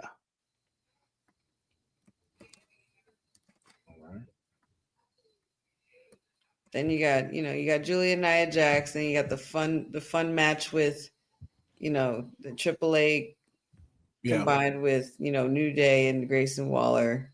That can run a little bit too. They can have fun with that one. Then you got the party with Jey Uso coming out, Rollins, everybody singing, bunch of shenanigans going down. And the shenanigans can involve, like, I know Roman's not on this card, but Everybody. we can get him there for that, you know. And then the women's world championship title match is like an excitement in itself. Are we picking who's winning yet? Yeah. Oh, we're doing that too. Okay. CM Punk, LA Knight, who needs to win? Hey, LA Knight's pinned the champion already. Mm-hmm. CM Punk has been champion already. Not long enough. It's in the record books. He's there. It is. We saw it. We got the picture. If we're finally gonna put this rocket on LA Knight, this is the time. Let's let him beat CM Punk, the guy who just main evented WrestleMania. Considering I initially wanted LA Knight on this card and to be pushed, I agree. Yeah, let's get some shenanigans in there too. With from who? The Vision. Oh yeah. So you're gonna see the Vision twice? Yeah, the Vision's mission is to keep CM Punk and Roman Reigns down at all times or anything bloodline related. Yeah. Because that's Seth's history. That's the long-term story. Because eventually we're gonna lead to Roman versus Seth. That's where you want to go. And really, it only got to be Bronson Reed that attack him. It ain't got to be both of them. So it could be either or. Mm-hmm. But afterwards, he takes him out. Okay. Julia and Nia Jax.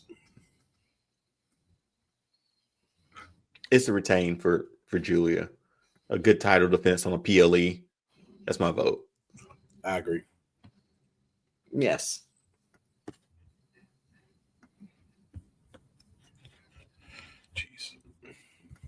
Jeez. Lee. All right. 6-man tag. Come on, man. We know. I mean, if you want to feel a good moment in pairs. Exactly. Any objections, honey? None. No. No notes. Jey Uso versus Seth. Seth. Yeah, Seth retains. Great one-on-one match. We'll get Roman an appearance from Roman. Mm-hmm. Still a build for Jey Uso as well. And you got the story being told, Roman actually helping out his family, putting family first. F that. He cost him the match.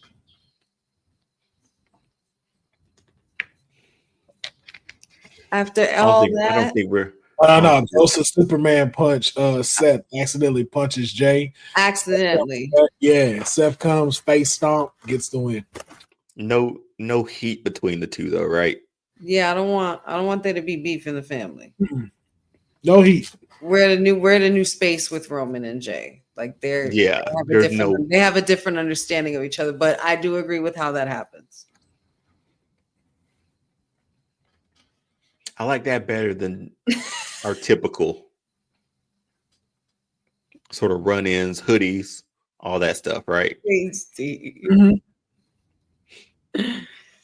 The whole time, he just accidentally hits him, and it's just like shit. And then Seth takes advantage of it. All right. Who walks out? Ooh, never mind. Okay. Go, sorry. Who walks out as the new champion? I think we have to, no? We don't. We don't? we don't, we can. But do we want to make it that easy? I mean, we should. I mean, I feel like the resume speaks for itself and how her come up has been. We all know. I think we all know that we would all pick the same thing if we really wanted to. No. Go ahead and say it. Yeah. La primera, baby. For sure. Io and Asuka could go ahead and beef on their way out. Raquel, she's gonna be the big muscle that handles her business, but just Man, Stephanie Vaquer gonna do that corkscrew right on Raquel Rodriguez and pin her and get the title. And run through her. That corkscrew is perfect. Like I've never seen one that precise ever. Yep. Yeah. And that, ladies and gentlemen, is our Clash in Paris. We have opening a tables match between CM Punk and LA Knight. LA Knight will be declared the winner. We have the United States title on the line against Julia versus Nia Jax. Julia will retain, bringing more prestige to the U.S. title than it's ever been? Question mark. And then, of course, we have the fun 6-man tag match, The New Day and Grayson Waller versus Penta, Missy Iguana, and Psycho Clown. And, of course, we got to keep the fun rocking in Paris. Penta, Missy Iguana, and Psycho Clown are going to go over. Then we have the World Heavyweight Championship match on the line, Jey Uso versus Seth Rollins. Shenanigans will ensue, and it's going to be a little too much and costing Jey Uso his chance at becoming world champion, and Seth retains. Then we have a fatal 4-way for the women's world title, Raquel Rodriguez, Io Sky, Stephanie Vaquer, and Asuka. But La Primera conquers all and becomes the new women's world champion. I'm with that. I like all of that. I would thoroughly be entertained by that. I would be excited for this PLE. That's just me. I'm buying a ticket. Yeah. Well, ladies and gentlemen, that was Clash in Paris. We will see the card this Sunday. Make sure y'all check that out, as well as the WWT watch along. That'll be going down. Honey will be there along with other people from the WWT panel. And that is going to wrap up this episode of the Kayfabe Podcast. And we are back to our regular times, man. No 3 hours anymore on this. Solid hour and a 50. We could have finished in like an hour 45, but we were doing our due diligence with the card. We got into it, and I wanted to make sure we delivered for the fans. We did, and we did a great job. You know what I'm saying, man? We were fire like some dragon's breath out here. So, thank you. Thank each and every single one of y'all for tuning in to the Kayfabe Podcast. Be sure to like, comment, and subscribe to the channel. Make sure that y'all comment as well about the unnecessary heel turns, the blasphemy of the John Cena having the best WWE belt design, no competition, and what you would have liked to see at Clash of Paris. But as always, it is a great time here on the show. Shout out to my co-host, the Sweetest Oos and the People's Nightmare. And we will catch y'all next time. And if you are in the ATL area and you are here for Dragon Con this weekend, hey, this guy's wearing absolutely nothing. Go find him. He's not going to cosplay, so don't think he will be. It's just he will be as advertised. He'll wear. You know what? He might wear his new logo. He might have merch for that he might rock at Dragon Con. Oh, that would be. And then an El Generico mask with Dragon. I just have an All-Star Fandom shirt on, so probably every day. So you'll see an All-Star Fandom shirt because obviously he doesn't care about us. So, but if you see him at Dragon Con. Let's say that for all the single ladies.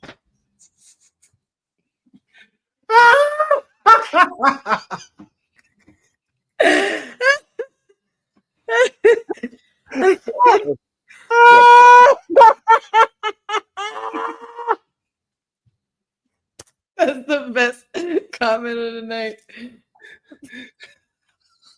Can we wrap?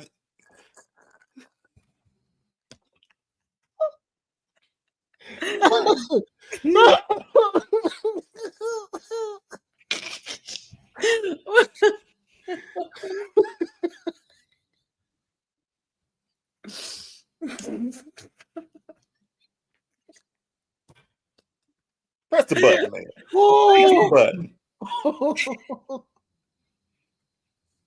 You're damn straight, Cindy.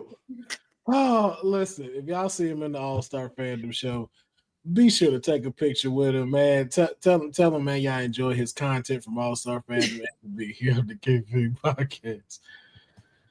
And we will catch out for single ladies.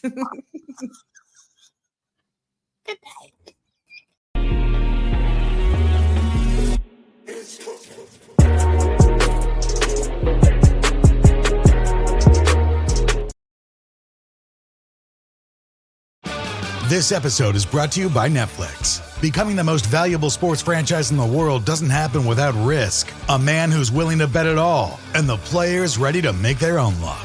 America's Team, The Gambler and His Cowboys, is the story of the 1990s Dallas Cowboys and Jerry Jones's impact on NFL history.